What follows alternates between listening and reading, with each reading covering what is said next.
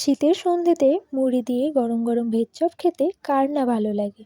তার সাথে যদি সবুজ সবুজ চাটনি থাকে তো আলাদাই ব্যাপার।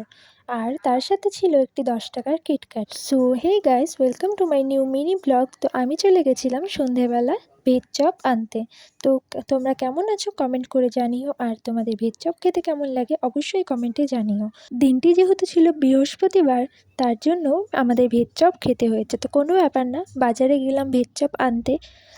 তারপর আমি মুড়িটা ভেজ চপ দিয়ে মজা করে খাচ্ছিলাম।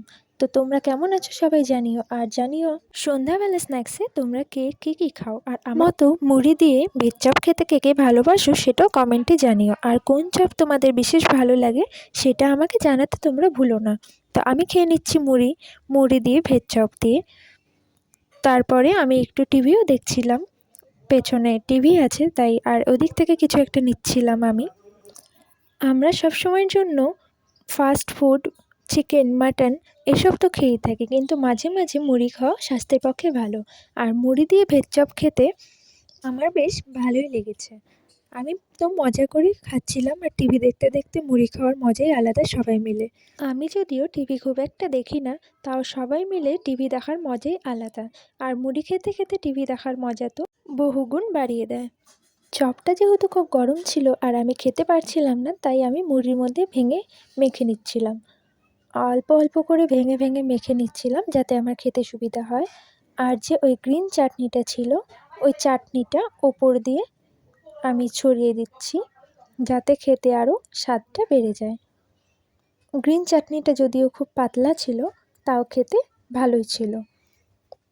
তো এইবার আমি মেখে দেখব কেমন হয়েছে গ্রিন চাটনি দিয়ে মেখে মুড়ি মাখা খেতে। তো খুব গরম ছিল, আমি খেতে পারছিলাম না, তাও সাইড থেকে নিচ্ছিলাম আর খাচ্ছি অল্প অল্প করে। দেখো কেমন হয়েছে খেতে, আমি খাচ্ছি। চপটা এতটাই ঝাল ছিল যে আমি কিটক্যাটটা রেখেছিলাম তার জন্যই, যে লাস্টে খেতে পারবো।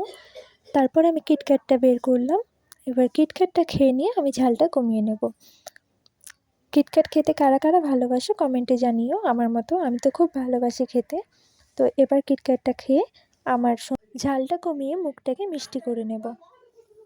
কিটক্যাটটা খেয়ে আমি যে স্ক্র্যাচ কার্ডটা পেলাম, এবার এটি অ্যাপ্লাই করব। ওখানে লেখা আছে যে, সেটা আমি পড়ছিলাম, এখানে ক্যাশব্যাক পাওয়া যাবে, এটাকে এবার স্ক্র্যাচ করলাম। তো দেখতেই পাচ্ছ 5 থেকে 10 টাকার কিছু একটা দেখা যাচ্ছে। তো 5 থেকে 10 টাকা আমি যখন নেক্সট টাইম ট্রানজ্যাকশন করব তখন আমি ক্যাশব্যাক পেয়ে যাব। তো আমি রিডিম নাও করে নিলাম। তো আজকের মতো এইটুকুই, টাটা।